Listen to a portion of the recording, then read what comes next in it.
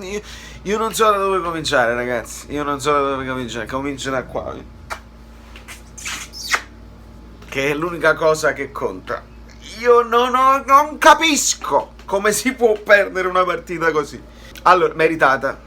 Mettiamo le cose in chiaro. Per me la Juventus ha meritato, perché nel primo tempo non ci hanno fatto capire niente. Hanno dimostrato una superiorità, ma non tanto superiorità tecnica, proprio di come stare in campo. Mi dà un'impressione di una superiorità psicologica, cioè che il Napoli soffre sempre questo incontro come con troppa tensione. Secondo me è pure un problema nostro dei tifosi, ma raccomando che la Juventus, calma, è una partita come tutte le altre fondamentalmente. Dobbiamo imparare ad affrontarla in maniera un pochino più tranquilla.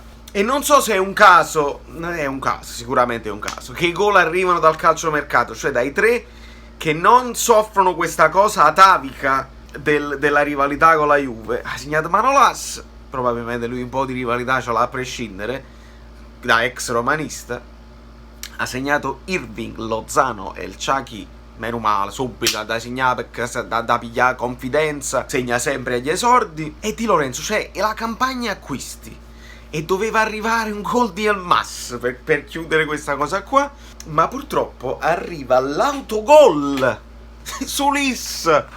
Io non ho capito se poi stavano controllando il VAR per un fuorigioco. Io mo lo sto facendo a caldo il video, quindi non lo so, poi dopo ne parleranno. Un fuorigioco passivo, perché se c'è uno in fuorigioco sul cross, allora tu costringi praticamente Koulibaly a fare un intervento scomposto, ma non credo proprio che ci siano gli estremi per questa cosa qua. C'è ben poco da protestare, se non con la sfortuna, nel senso che quando il fatto, l'infortunio di Chiellini sblocca De Ligt, e quindi già mi sembrava una cosa quasi a favore loro, perché comunque Chiellini se ne dai e De Ligt deve salire in cattedra, e quindi mi sembrava quasi una cosa a favore loro. Però se fa male De Sciglio tras Danilo, chi lo sa se De Sciglio avrebbe fatto la stessa accompagnata l'unica cosa che si può dire, ma è quasi ridicolo dirlo. Bonucci quando prende il coso sulla spalla e poi in faccia e resta a terra, perché è una cosa che fa spesso, lì bisogna fermare il gioco perché si sta tenendo la faccia per un fatto di così. Ma è l'arbitro che lo deve fermare, non i giocatori della Juve, quindi non me la prendo con i giocatori della Juve che hanno continuato, è logico. Però sai, sì, una cosa su cui uno si può appigliare è quella, ma la superiorità che hanno dimostrato nel primo tempo hanno meritato anche nel secondo tempo di andare. Secondo tempo meglio il Napoli, è sceso in campo molto meglio e ha dato l'impressione di reagire. Poi è arrivato il 3-0 nel momento in cui il Napoli stava giocando anche meglio e mi stava piacendo, e quindi sembrava finitissima, e non è mai finitissima. Dobbiamo imparare anche questo. Addirittura siamo riusciti a recuperarla, 3 gol, è incredibile. Come si fa poi a perderla? Era finita. Però devo dire che io speravo addirittura nel quarto gol, e quindi questa speranza addirittura di ribaltarla addirittura vuol dire che c'è una consapevolezza che il Napoli può segnare in qualunque momento, se è pronto, se si concentra e se non si mette paura, perché quello fondamentalmente è. Sono 11 contro 11, sì, sono forti, ma Di Lorenzo ha dimostrato di tenere Cristiano Ronaldo alla grande, e stiamo parlando di un difensore ex Empoli contro il Cristiano. Tra l'altro mi ha fatto molto ridere l'esultanza, dice non lo faccio il giro, vediamo prima il VAR. Mi ha fatto molto ridere, e mi è piaciuto anche il fair play con Koulibaly, con cui la maggior parte dei giocatori della Juve l'hanno consolato. Mi è piaciuto molto, devo dire la verità. Lo sfottò, cioè il cantare "O Vito e vita mia" o "Abbiamo un sogno nel cuore", non lo so, sentivo solamente la melodia, non so se hanno detto il fatto del sapone, spero di no. Però questi sono sfottò che mi piacciono, ci sta tutto, però arriva pure il 3-3 dove fai silenzio.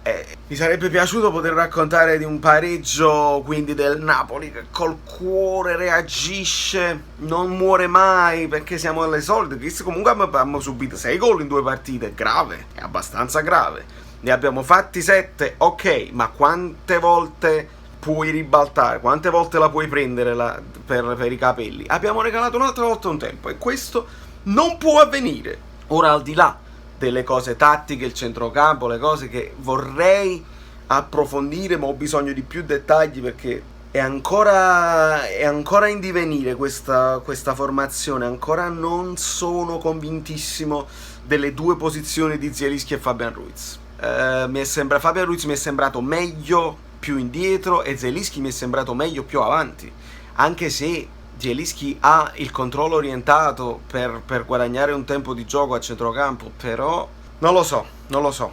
E addirittura c'è un altro problema, il problema Gulam è serio, ha già capito se è stato sostituito perché è ammonito oppure semplicemente ancora non ce la fa. Sono avvilito, però il calcio è anche questo e dobbiamo chiarci la ribretta, ammettere la sconfitta, accettarla e andare avanti. Bene che Lozano abbia segnato subito e affidiamoci ai nuovi acquisti, che sono niente male. Llorente, una parentesi su Llorente, io l'ho sempre considerato un chiuovo, lo dico prima, spero di sbagliarmi chiaramente, spero che segni una quindicina di gol che risolva partite del genere, ma l'ho sempre considerato un chiuovo che si mangia molti più gol di Milik, quindi spero di sbagliarmi, andiamo avanti. Come caratteristiche sì, ci serve uno su cui tu puoi lanciare la palla lunga e la protegge, è un colpo di testa, una spizzata, un Pampa Sosa dell'era moderna.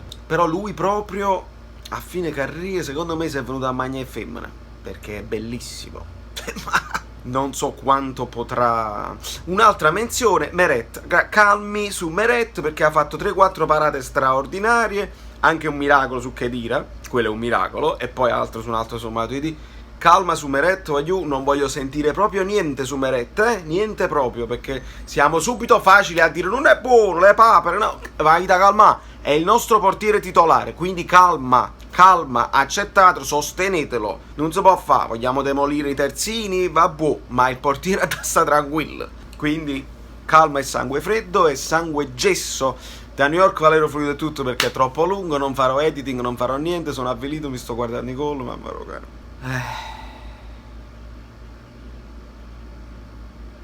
Così.